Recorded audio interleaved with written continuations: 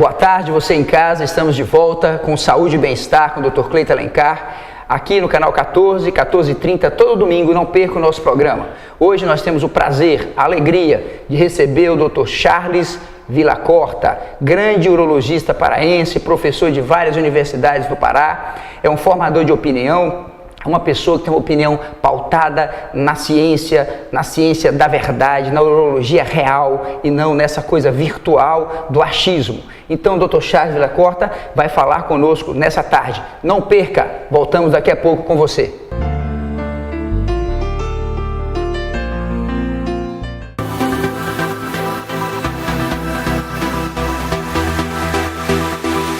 Olá, meu nome é Camila, eu sou gerente da Capodarte Belém. A Capodarte está há 2 anos aqui em Belém, é uma marca brasileira inspirada na moda italiana. Essa inspiração ela traz à tona a elegância e a sofisticação da Europa, que é o berço da moda, e além disso o próprio nome Capodarte significa chefe da arte, que remete à natureza artesanal dos nossos produtos e seu alto padrão de qualidade. Os nossos produtos eles vão ser divididos em 4 ocasiões: Work, Weekend, Festa e Evento. Work são produtos mais sérios para o trabalho, Weekend seriam produtos para passeio, para o dia a dia, e Festa e Eventos são aqueles produtos mais sofisticados, para serem usados em ocasiões mais especiais. Então eu gostaria de convidar você, de bom gosto, que venha conhecer a nossa loja aqui no 4º piso do Boulevard Shopping.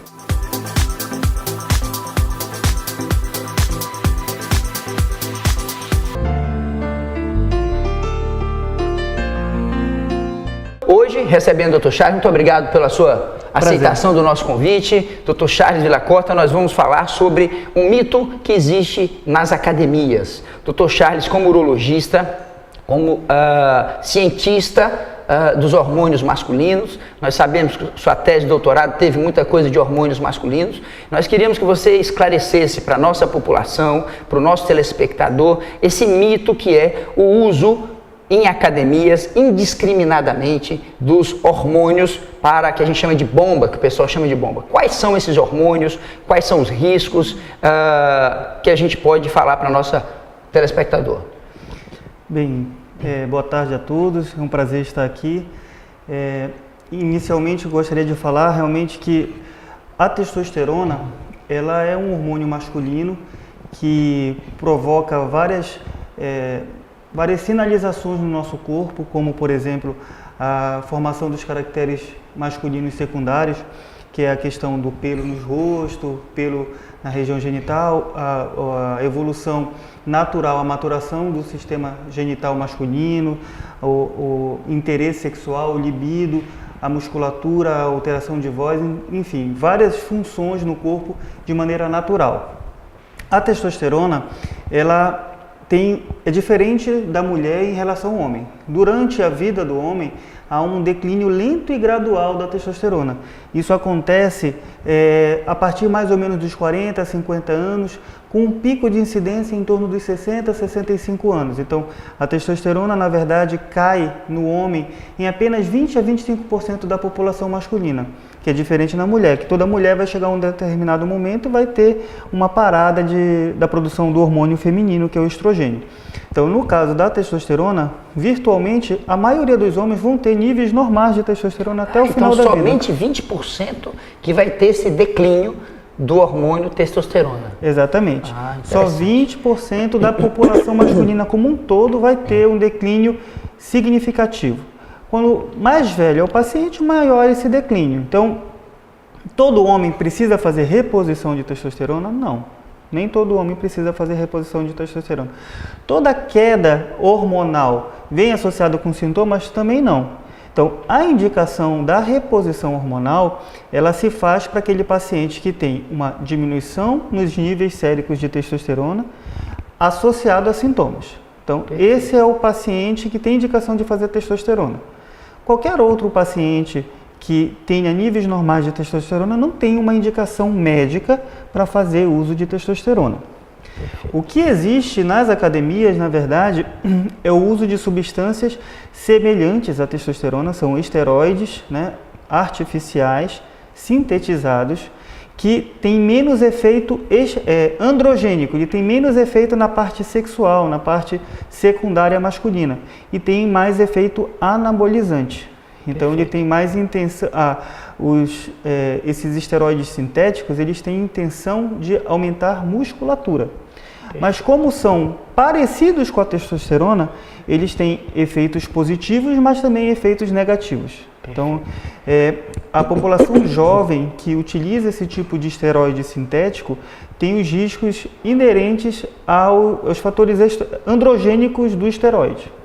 Entendeu? Perfeito. Então, a gente pode conversar aqui sobre isso, mas basicamente qualquer tipo de excesso de testosterona, ou seja, um nível suprafisiológico acima do que a gente considera normal, traz riscos para a saúde do paciente, do homem ou da mulher, porque também esses esteroides são utilizados por algumas mulheres. Para o nosso telespectador entender, está lá um homem de 45 anos. Não, vamos falar um jovem de 35 anos. Um jovem senhor de 35 anos que está na sua academia malhando. E uma jovem senhora de 30 anos, né? Que malham os dois na academia. Os dois estão fazendo uso de testosterona exógena. Qual é o risco para ela e qual é o risco para ele? Por exemplo, o testículo dele vai parar de produzir testosterona? Sim. O que acontece? No homem, quando você dá testosterona ou dá algum tipo de esteroide anabolizante, é como se você estivesse engessando o testículo. É que nem engessar o braço, a lei do uso e desuso. Se você engessa o braço, depois de um mês, tira o gesso, o braço está fino. É a mesma coisa o testículo. Se você utiliza dá testosterona, o testículo percebe que alguém está trabalhando por ele, ele para de trabalhar. Então, quanto mais tempo você utiliza a testosterona, maior são os efeitos definitivos sobre o testículo. Então, o testículo tanto pode parar de produzir o hormônio, quanto pode parar de produzir o espermatozoide. E quanto mais tempo se passa utilizando esse tipo de testosterona, maior e mais irreversível se torna o efeito sobre o testículo. Era isso que eu queria perguntar. Esse efeito, então, ele pode, primeiro, alterar o comportamento sexual desse paciente. Pode alterar, pode dar infertilidade, pode ficar infértil. Ele pode ficar infértil. Pode diminuir a libido dele também, quando ele parar de tomar essa testosterona? Sim. Como eu falei, quanto mais tempo você utiliza a testosterona, mais o paciente precisa da testosterona. Porque a partir do momento que essa atrofia testicular se torna vultosa, o testículo não consegue mais regenerar. Então é o que acontece, por exemplo, com isso hipoteticamente, né? Com lutadores do UFC, como esses famosos que a gente vê na televisão, que se dizem com 30 a 35 anos hipogonádicos, ou seja, produtores de pouca testosterona. Isso significa dizer que provavelmente eles usaram por muito tempo a testosterona exógena, levando a uma consequência definitiva sobre o testículo. Ou seja, quando você retira a testosterona exógena, o testículo não consegue mais produzir a quantidade necessária de testosterona para o organismo. Aí ele precisa usar exógena. Aí ele precisa sempre usar exógena. Aí aparece aquele lutador com a massa muscular diminuída, com menos potência muscular, com menos força, com menos gás na luta. Parece que ele está mais murcho. Exatamente. Eu costumo dizer que a testosterona, ela é o óleo do motor. Então, a gente pode ter uma performance, a gente pode ter um carro que está funcionando normalmente com o óleo baixo, mas ele vai ter uma melhor performance se o óleo estiver normal. É a mesma coisa no nosso organismo. A gente consegue funcionar com uma testosterona em níveis baixos, mas a performance é melhor se os níveis de testosterona estiverem normais. Se esses níveis de testosterona estiverem suprafisiológicos, eles podem levar a uma performance ainda melhor, porém com riscos relacionados ao excesso da testosterona. Muito bem falado, Dr. Charles está aqui esclarecendo os riscos de você usar a testosterona exógena, né, que é um dos hormônios usados em academia, em lutadores de MMA, e hoje, cada dia mais, nós temos pessoas usando a testosterona, que é o principal, vamos dizer assim, a principal droga usada no meio. Eu queria que o Dr. Charles nos falasse o seguinte, então, nós falamos da infertilidade, da hipotrofia testicular, a massa muscular diminui, a libido diminui e que outras complicações mais graves o uso da testosterona exógena em níveis suprafisiológicos podem causar para esta pessoa usuária? Basicamente, quando o paciente está tomando a testosterona, ele pode se tornar mais agressivo, porque existem receptores de testosterona no cérebro. Ele tem alterações do libido, ele pode ter um libido aumentado durante o tratamento. Quando ocorre a parada da testosterona e vamos dizer assim, a perda dessa testosterona e o não retorno da produção de testosterona pelo testículo, realmente ele vai ter uma queda do libido. Mas, além disso, existem alterações hepáticas, principalmente para aquelas testosteronas de uso oral ou esteroides de uso oral, porque a metabolização hepática desse tipo de substância aumenta muito o risco de alterações hepáticas, hepatites e possivelmente alguns tipos de câncer. Além disso, você pode ter alterações em relação à hipertensão arterial, aumento do coração, você pode ter alterações cardíacas, porque assim como a testosterona é um anabólico para o músculo dos braços, o músculo das pernas e assim por diante, também é um anabólico para o músculo do coração. Só que às vezes esse crescimento da musculatura do coração não é acompanhada de uma adaptação normal do coração. Então podem haver alterações da condução elétrica do coração, podem haver dificuldades de vascularização do coração, levando um risco inclusive de morte súbita. Poxa vida, então a gente está vendo o Dr. Charles falar, ouvindo, prestando atenção, é muito interessante, é um risco muito elevado. Nós vamos voltar no próximo bloco, o Dr. Charles vai falar as vias de administração da testosterona, né, os riscos da testosterona para a mulher, né, na mulher na fase fértil, o que pode acontecer com o uso da testosterona na mulher. Então nós vamos voltar daqui a pouco com esse assunto muito quente, muito interessante, com o Dr. Charles Villacorta, urologista de Belém do Pará. Aguarde, voltaremos daqui a pouco. Um beijo.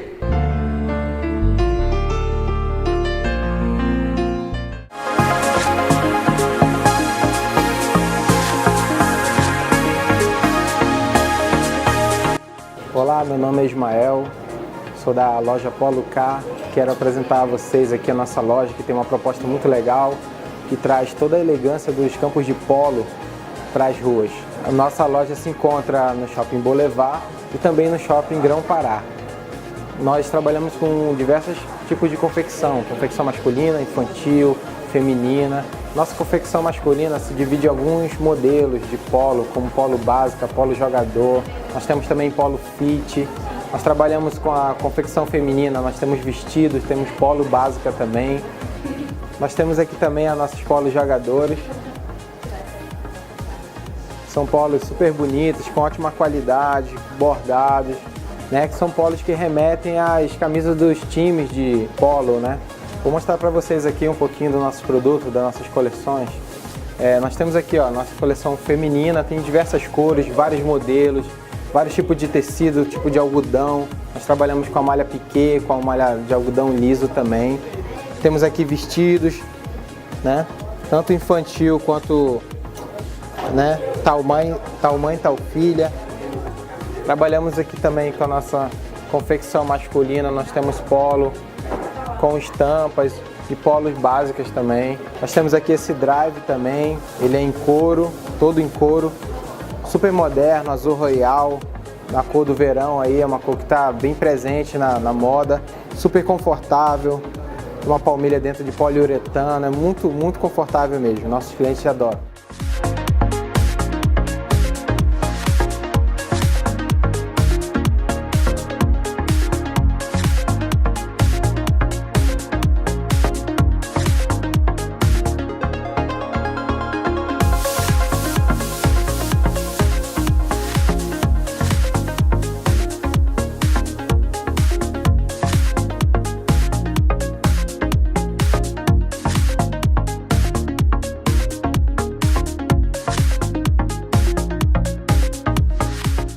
Quero convidar você para visitar aqui a nossa loja, você conhecer um pouquinho dos nossos produtos.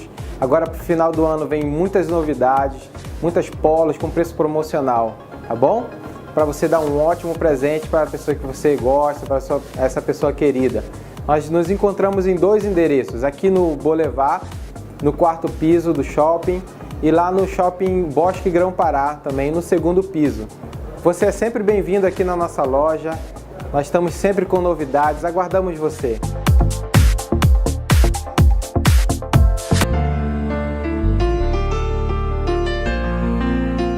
Estamos de volta nesse bloco com o Dr. Charles Villacorta, urologista, falando sobre uso de hormônios exógenos, sintéticos, como a testosterona. Falou dos riscos, falou de quão perigoso é o uso dessa testosterona até para o fígado. Os adenomas hepáticos, tumores hepáticos, as hepatites medicamentosas são graves nesses pacientes. Eu tenho operado, Charles, alguns pacientes muito fortes, etc., de academias e que fazem uso desse tipo de medicação a vida inteira, 20, 30 anos. E o que eu noto, quando a gente faz a incisão, o subcutâneo é edematoso, é cheio de água. Tem a gordura, ela não é aquela gordura normal. Quando entra a câmera, a gente vê um fígado esteatótico, muito gorduroso, muito amarelo, um fígado grande. Apesar do paciente ser muito forte, bem sarado, quase sem gordura, o fígado dele muito gorduroso, mole. Vai operar uma vesícula, esse paciente tem um teor de sangramento diferente dos outros. Porque quando você raspa o fígado com o bisturi elétrico, você vê que o leito fica mais sangrante. Esse paciente, o fígado dele é mais mole. Então, assim, isso deve ser do uso contínuo, desde adolescente. Hoje é um profissional, às vezes, de educação física, etc. e tal, e ainda usa esse tipo de produto. Então, isso tem a ver com as drogas, com a testosterona? Sim, sim. A testosterona, basicamente, é um derivado do colesterol. Sim. Então, um dos cuidados que a gente precisa ter quando faz a utilização desse tipo de droga, desse tipo de medicamento, é realmente o controle metabólico dos colesteróis e dos triglicerídeos. Então, existe realmente uma elevação do colesterol. Em níveis, então, naquele paciente, por exemplo, que tem uma testosterona baixa, que é um paciente que tem indicação de fazer reposição de testosterona, o perfil do colesterol pode se equilibrar melhor. Um paciente diabético pode, às vezes, melhorar um pouco a resistência insulínica dele e controlar melhor também o controle de glicemia. Entretanto, aquele paciente que tem excesso de testosterona, ele pode ter aumentos do colesterol como um todo, alterações de risco endotelial, né, da parede dos vasos internos, que pode levar, então, a riscos cardiovasculares, como AVC e infarto, associado ao aumento da produção de hemácias, que são as células de sangue. Então, é como se o sangue ficasse mais viscoso. E isso pode levar a uma maior chance de eventos cardiovasculares. De trombose mesmo. De trombose, exatamente. Então, toda vez que a gente fala de testosterona, ela não é uma vilã. Na verdade, ela tem que ser utilizada de maneira racional, adequada. Como a maioria das drogas, né? Exatamente. A diferença entre droga e medicamento é a dosagem e quem prescreve, como prescreve. Por isso que existe o médico, né? Sim. Eu falei outro dia para uma paciente, se não precisasse do médico avaliar tantas composições, tantas coisas que compõem uma consulta, bastava você googar o que você queria. Olha, eu tenho isso, saiu uma receita do Google, não precisa de médico. Então, você falou tantas coisas da testosterona, veja o colesterol, o triglicerídeos, acho que é a função da tireoide, suprarrenal, hipertensão, AVC, risco de trombose, de embolia pulmonar, então, esteatose hepática, lesões graves no fígado. Então, a gente tem uma complexidade tão grande com uma simples, um medicamento, uma droga. E veja que o médico é necessário, está acompanhando, está avaliando, está prestando atenção. Infelizmente, Charles, nós temos colegas que o paciente chega, eu quero. Ah, tudo bem, toma. E o paciente não tem a capacidade, como você tem, de medir, de pensar o que pode acontecer. Então, eu acho que a nossa obrigação como educador, como médico, como formador de opinião, é explicar o risco que esse paciente tem de usar esse medicamento, de só fazer quando se é necessário, de quando for assim explicitamente necessário, porque eu vejo meninas jovens em academia chegam, e aí, doutor Cleiton, tudo bem? Aquela voz típica de que está usando testosterona, né? Aquela quantidade de espinhas que nascem nas costas das meninas, então a gente vê um monte de gente usando.